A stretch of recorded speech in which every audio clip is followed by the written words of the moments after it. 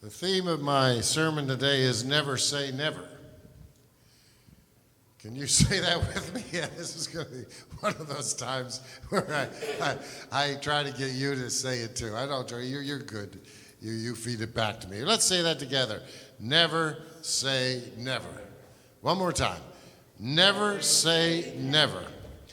We often think that what we think is so. But what we think is just a sliver of reality. And sometimes what we think isn't even reality.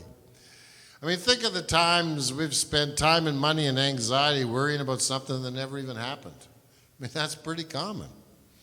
Sometimes we say, I'll never do that.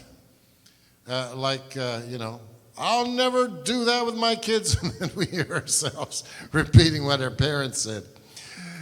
Oh, and I got thinking about this, I'll never do that. When one of my sisters, she started to get to know this fella at an InterVarsity group at university.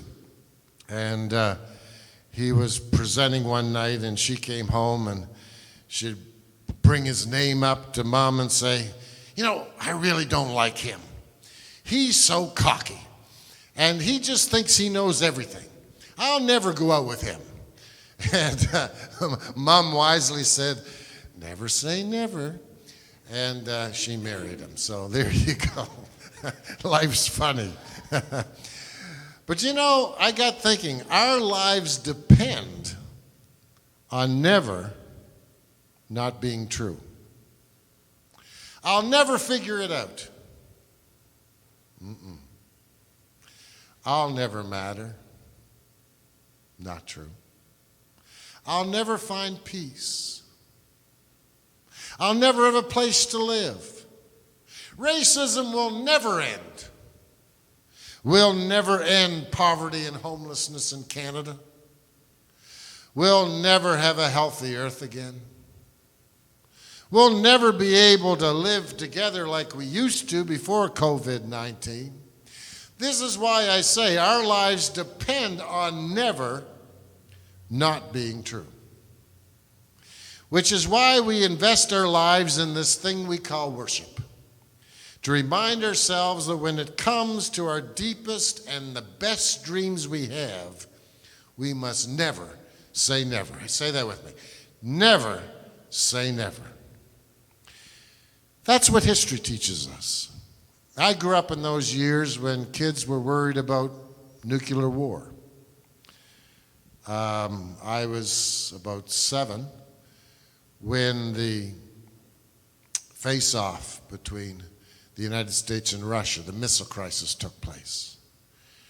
And the Soviet Union seemed so powerful, so indestructible. We never imagined, never, that 30 years later it would self-destruct without violence and bloodshed. We said never. But it did. Never say never. Science, with the help of a physicist priest, discovered that the universe is constantly evolving, a living organism that's always growing. And since then, the idea of never is laughable. There's just too many possibilities. There's too much time for never to stand in the way of our dreams and divine consciousness. We used to think, and I think most of us growing up thought of the universe as fixed. That's what we were taught. It was precise. It was like a clock, an intricate clock, and it just ran on its own. And it was a machine. And the one thing machines cannot tolerate is change. And so the prime metaphor we all grew up with was that what is perfect never changes. But an organism is completely different. An organism is always changing, always growing. In fact, when an organism stops changing, it's dead. So with change being the very essence of the universe, it brings us hope. With change being the life-giving governing principle of the universe, we had better not take the word never too seriously. Good thing that in the early 1900s, Ally McClung and a few friends didn't take never seriously. They kept hearing that women will never get the vote. They should never be in parliament, let alone be prime minister. They just didn't listen to that. They didn't believe in never. They believed in what was right, and it came to be. That's what Pentecost is all about. The wind and the fire that changes things and makes them the way they should be. Good thing that in 1971, a gay couple, Michael McConnell and Jack Baker, refused to accept people and officials saying that gays will never be married. They applied for a marriage license in Minnesota, where the clerk, not really realizing that one of the individuals listing on the application was male, actually issued the license, but stopped short of officially recording it. State and federal governments would not accept their marriage. Gays will never marry in this state, is what they heard. Gays will never marry in this country. That's what they heard. But 5 decades later, 50 years of struggle, of refusing to listen to that word never, after a prolonged legal battle to get their union legally recognized, their wish was granted. Never became yes. The couple received a letter from the Social Security Administration on February 16th, 2018, validating their marriage. Never say never. Let me hear you say it. Never say never. Like history, the stories of our ancestors remind us to never say never. Easter celebrates that death is not the end. That when someone lives a life of love in all aspects of their life, their contribution to evolution, to the reign of God, transcends death. Easter celebrates that when evil declares that goodness and fairness is too expensive, and that our dreams as a people and as a community, as citizens, are not to be taken seriously. When evil tries to take our dreams for Canada and this community and tries to nail them on a cross, it won't get away with it. Never say never, because the universe is in the business of overturning never. And the dreams of Jesus and our dreams can and will come true. Pentecost celebrates that we're a part of it. The followers of Jesus, when they got over the trauma of his death, they realized that they were left with something. They weren't devoid, that the very Spirit, the anointing of God that was on this Messiah was on them too. Hence their name, Christians. We're anointed like Christ. The good we see in Jesus and in those we love, the dreams that our ancestors had, they're a part of us. Pentecost is the universal reality of people of every religion and race. Peter was speaking not just to the Jews, but to people who'd come from all these countries and cultures. And he said, this promise is for you. It's more powerful than the forces of evil because it's a part of life itself. For Jews, Pentecost celebrates the rule of law. To be able to live under fair laws where we don't have a dictator telling us what to do. And for the Christians, they understood that the ultimate law was the law of love, and that any law that contradicts kindness, respect, and fairness, we're obliged to break it. That's Pentecost, saying that this never thing cannot be. Pentecost is that wind of love that brings a refreshing breeze our way when we're hot and miserable. Do you remember how hot and miserable you can be on a hot day? That breeze that comes, oh, it's so refreshing. That's Pentecost. In our midst of our struggles, in our midst of trying to be true and being responsible, the burden can be heavy, and we give thanks for those breezes that come. Sometimes it's a joke. Just lightens everything up. We get laughing, and by the end of the laugh, we just feel 100% better. Sometimes it's a kind word of appreciation that someone gives us or we give someone else. Sometimes a new skill. We're working at something that's not going on, and then finally, bang, we can do it. That wind of refreshing breeze. But Pentecost is also a wind of tornado. Pentecost is also a tornado of justice that tears apart vested interests that try and keep people hostage to racism, poverty, and every ism that doesn't treat people with respect and dignity. Oh, let me tell you, Thank God for the tornado of Pentecost that tears down evil structures. Like a wind to a sail, Pentecost lifts up the poor, the sorrowful, the tired, the downtrodden, the disheartened, those in the margins. Pentecost lifts us up and makes us agents of change and transformation in ways we can only imagine, just by being our best selves. Just as it tears down structures of oppression and fear. And of course, Pentecost is fire.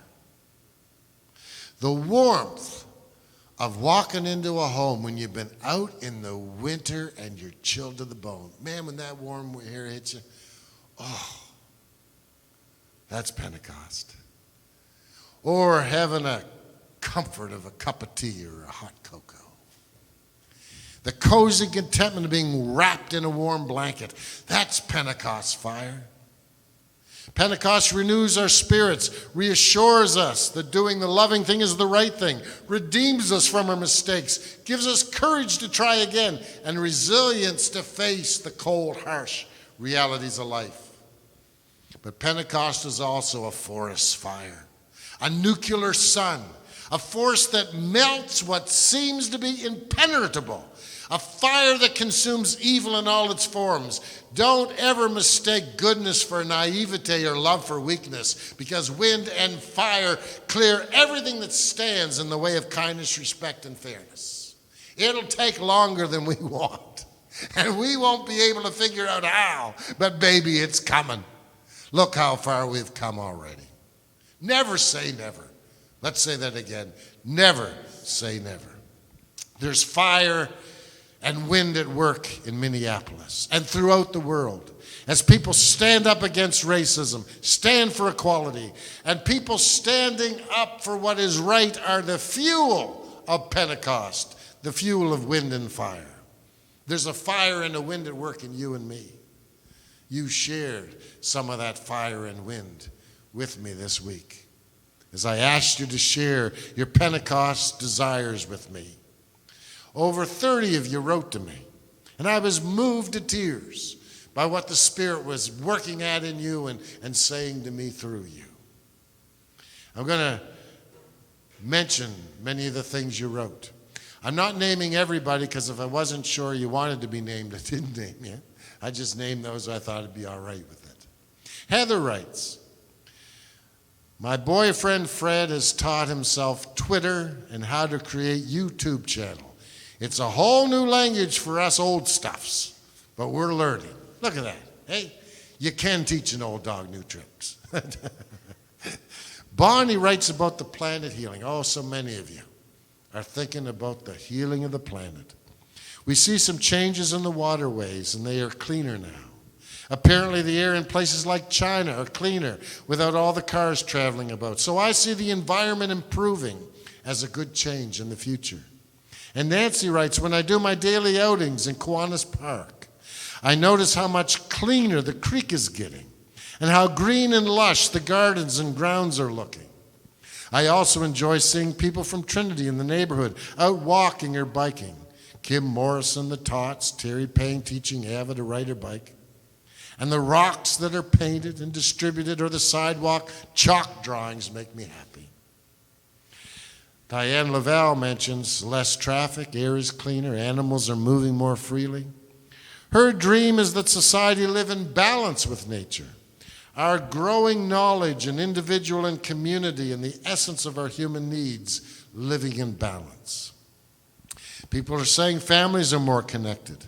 I feel we are much more aware of the importance of family contact. Also, we are more conscious of how important our freedoms are, from Barb. And Miranda Chin wrote in, our intern from some years ago and a good friend, people are realizing the sacredness of family time. Heather mentions this from Mount Zion. I see folk appreciating the small things and realizing that the little moments matter and are the essence of living life with joy in the midst of uncertainty. Appreciating life now has never meant so much. It's all we have, will have, or ever have had now. Parents are parenting again, rediscovering their children. The slower pace of life is noticeable. There's a dad around the corner who's begun having picnics with his son in an old quilt. It's enlivening to see their heads bent over a book on the lawn in the middle of the day.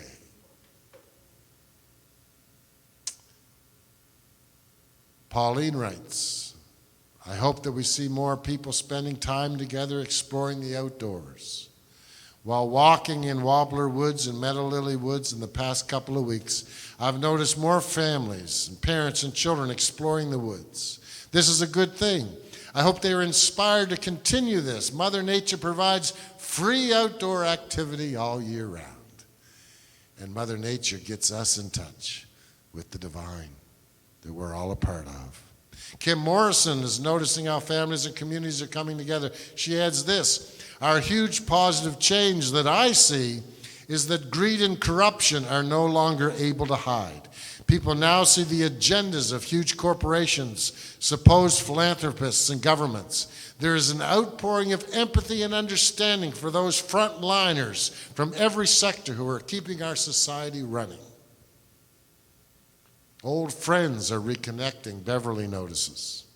I feel there's more communication during this virus, and that to me is very positive. We're stopping to smell the roses. And Norma writes, I'm seeing all the kindness people are showing to one another, especially the frontline workers and the underprivileged. My hope and dream is that in the future this will continue, and we will live in kinder and a more gentle world. Why can't we all love one another? And Carol, the minister of the Spiritualist Church, wrote me, we need to just be more patient, to not rely on time so much. And from Tegan, a positive change I would like to see come from this is for us to slow down. A lot of us were forced to do it because of COVID. The current social pressure to work is too much. I would love to see people learn to put their physical and mental health first, to realize that their life is worth more than just what they do, that we can find happiness and pleasure in just being present in the moment. There's a theme, isn't it? Learning to be happy with what we have around us and, more importantly, the people we have around us, to put our loved ones first and stop being too busy to connect, to stop putting work before our lives. And Rodney writes, this has been a chance for reflection, a pause like no other I can recall in my lifetime. I've always been grateful for family and friends, but when you take these people away for this prolonged period of time, it becomes so much more real. A dinner out, a chance to play live music, a drink in a patio that doesn't look like a surgical site. These are going to be amazing things. Our appreciation for frontline staff of all descriptions is heightened, particularly when your child is a nurse. Everyone matters. We've always known this, but each passing day is another reminder. And many speak of these good deeds done by good people. And Rodney says, on a lighter note, I play my electric guitar for hours every day. By the time I'm 70, I'm going to really be able to kick ass on this thing.